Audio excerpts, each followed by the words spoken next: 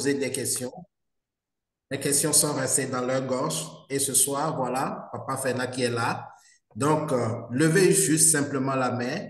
Il a 45 minutes maximum à faire avec nous. On va bien profiter de sa présence et aussi aller directement à votre question. D'accord? Donc, on attend les mains levées. Allez-y. Let's go. La première question. Voilà. Oui, une seconde, s'il te plaît. Je vais juste, tu sais, nous ne pouvons pas mettre les questions sur YouTube. Donc, et déjà, correction, j'avais promis 45 minutes, mais j'en ai plutôt 30. OK. Je vais rapidement dire un ou deux mots que nous allons poster sur YouTube pour qu'ils sachent qu'on était au moins là ce samedi. Et je vais arrêter l'enregistrement. On pourra prendre quelques questions avant que je ne parte. Ça marche. D'accord, merci. Donc, voilà, bonjour une fois de plus. Bonjour à tous les beaux visages que je vois. Oh, le chiffre, ça monte rapidement. Nous sommes presque 200 déjà. Et ça, c'est bien, juste en quelques minutes. Donc, comme tu le disais tout à l'heure, Jordi, le PDG n'a pas fait d'apparition cette semaine et nous comprenons. Moi, je ne m'attendais pas à ce qu'il apparaisse. Ça m'aurait beaucoup surpris.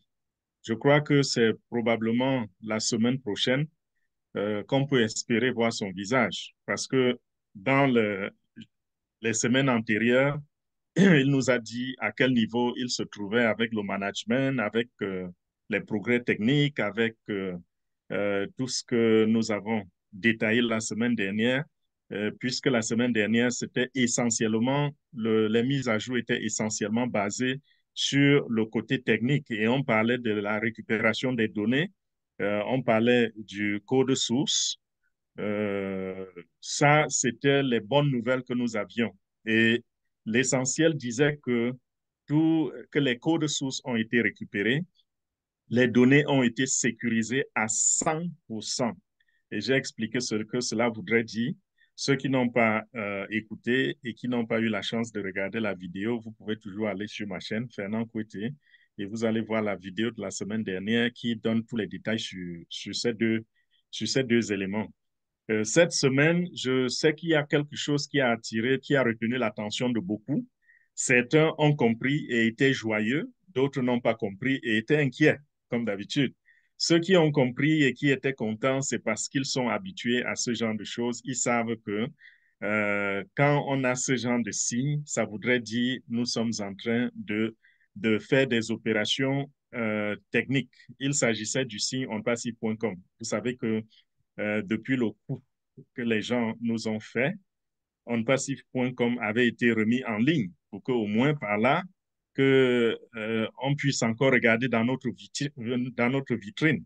Et il y a, je crois, avant-hier et hier, le site ne fonctionnait pas.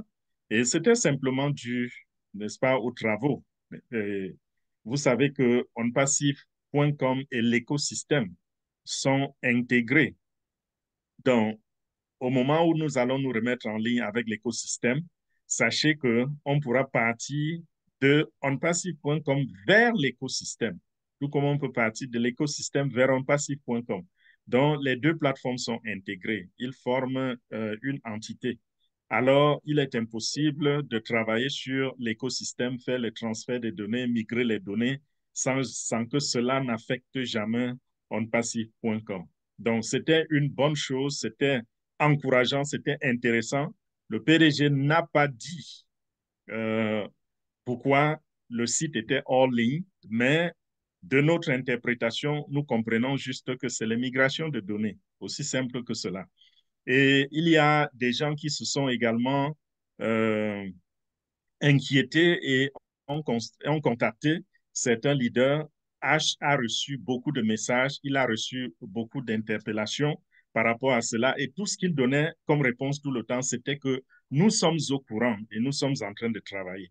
C'était ça la réponse de H.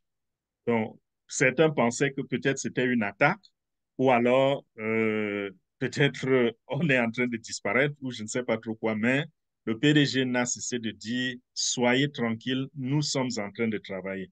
Donc, comme d'habitude, lorsqu'il est silencieux, les semaines qu'il est silencieux, Ça veut simplement dire qu'il n'a pas le temps de venir nous donner des informations par rapport aux pas qui ont été faits au courant de la semaine. Ça ne veut pas dire que rien n'a été fait. Il manque juste du temps. Et parfois également, il y a des informations, il y a du temps, mais il va préférer s'en tenir à une certaine date qu'il s'est donnée. Parce que cette date-là, à cette date, il pense que le moment est opportun de passer l'information. Donc, au courant de la semaine prochaine, attendons-nous à ce que le PDG intervienne et n'oubliez pas que nous sommes dans le mois de septembre et que d'ici la fin du mois, les choses seront à jour. Les choses seront, le site sera encore en ligne. Quand je parle du site, je parle de l'écosystème. L'écosystème sera là. Et quand l'écosystème est là, il va venir avec tout ce que vous connaissez, c'est-à-dire au Connect, au Mail, au Net, au Trim. Et voilà, au moins où nous étions avant. Et sur le plan technique, ce sera un peu plus sophistiqué. Bon, là, ce que je vais faire, n'est-ce pas, pour tuer quelques questions, je vais vous dire que quand le site est en ligne, ça ne voudrait pas dire que dès ce moment, dès cette minute-là, nous allons commencer à recevoir des commissions. Non, nous sommes, nous rentrons dans la course. Et là donc, nous allons attendre que le PDG nous donne les informations par rapport à quand est-ce que la commercialisation commence. Et moi, je souhaiterais que ça prenne au moins une semaine pour qu'on commence à commercialiser. Parce que parmi nous, il y a des gens qui ont plusieurs comptes, qui n'ont pas activé le maximum de comptes ou qui n'ont pas activé tous les comptes. Et il y en a aussi qui ont un seul compte, qui n'avaient pas encore activé ce compte-là. Donc, si on commence immédiatement après la remise en ligne de nos sites Internet, ce qui va se passer, c'est que certains d'entre nous vont payer très cher pour activer leur compte.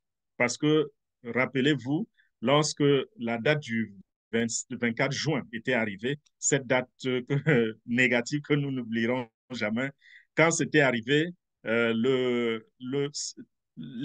prix étaient encore soldés. On était toujours à 93 dollars.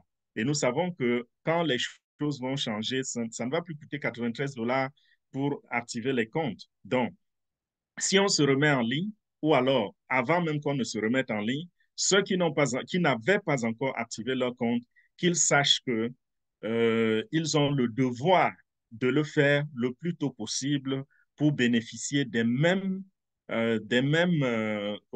privilèges que tous ceux qui avaient déjà activé longtemps auparavant. Parce que si vous réussissez à relever ce défi, on ne tiendra pas compte de quand est-ce que vous avez activé, mais on tiendra plutôt compte de quand est-ce que votre compte avait été enregistré, votre compte de membre fondateur.